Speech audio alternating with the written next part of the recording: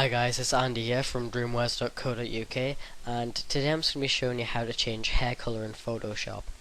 And this is one of Photoshop's most common uses, just basically changing the color of things, such as hair, makeup and whatnot.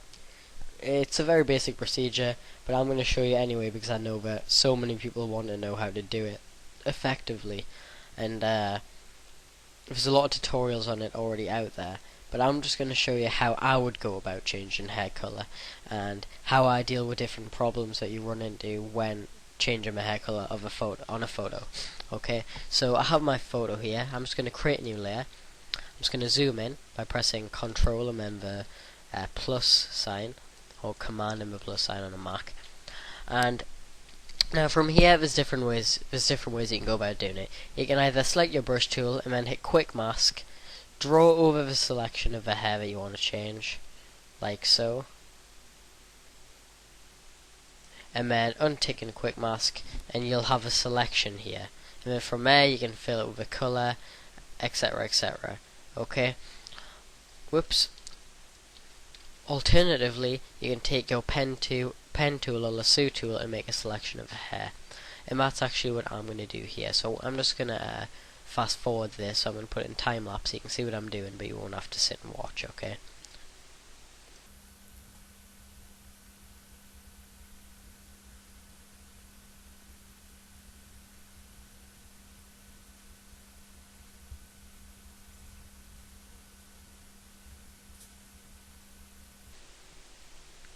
Okay, so as you can see, I've made a brief outline of the hair. It isn't particularly accurate, but when you do it, you're going to make it a lot more accurate, okay? But I obviously have a time limit to work out, like a time frame that I have to work around.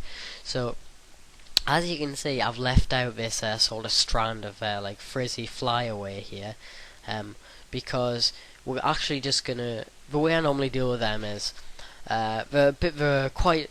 It can take a long time to try and make a very accurate selection of all these singular flyaway hairs, and then get them change their color without disrupting the image. So instead of trying to color them or just leaving them out, we're just going to actually remove all these frizzy sort of flyaways that we don't really need. So we're just going to click on the first layer that has this image on. We're going to go to our clone stamp tool.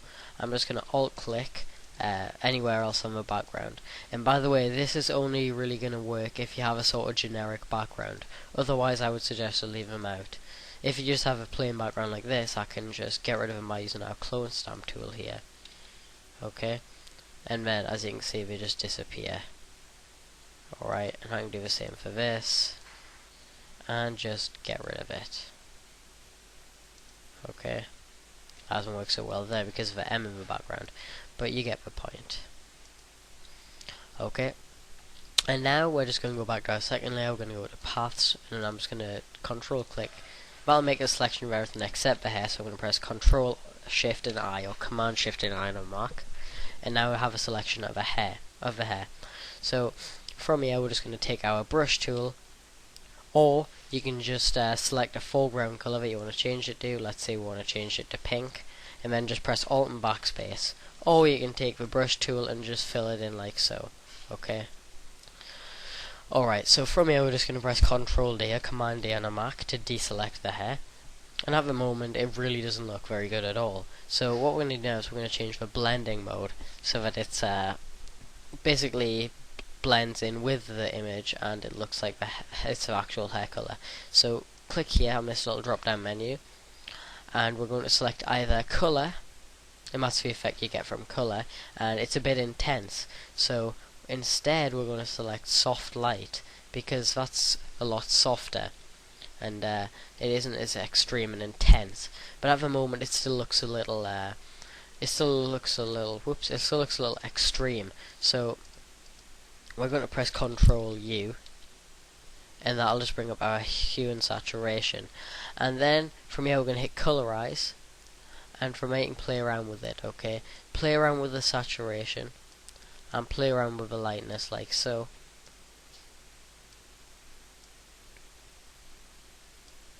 And then you can start to get something that's a lot more realistic.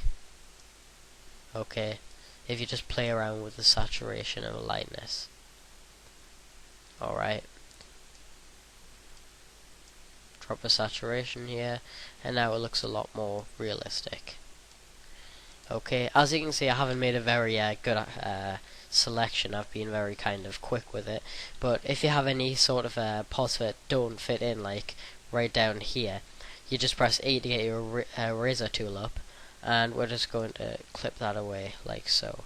In fact, you might want to turn down your opacity and your flow for this, and then you can gently ease away any parts that don't fit in. Okay, like so. And if you turn down the opacity and flow, then you take away any risk of removing any parts that you do want to be in the image, like so. Okay, so if we zoom out, as you can see, here is a before and here is an after, and from there you can actually make lots of changes. You can have lots of different hair colors. You can just by duplicating the layer and pressing Ctrl U, and then just editing it, and we can change what it looks like. Okay, so I hope this has been helpful. Have a nice day.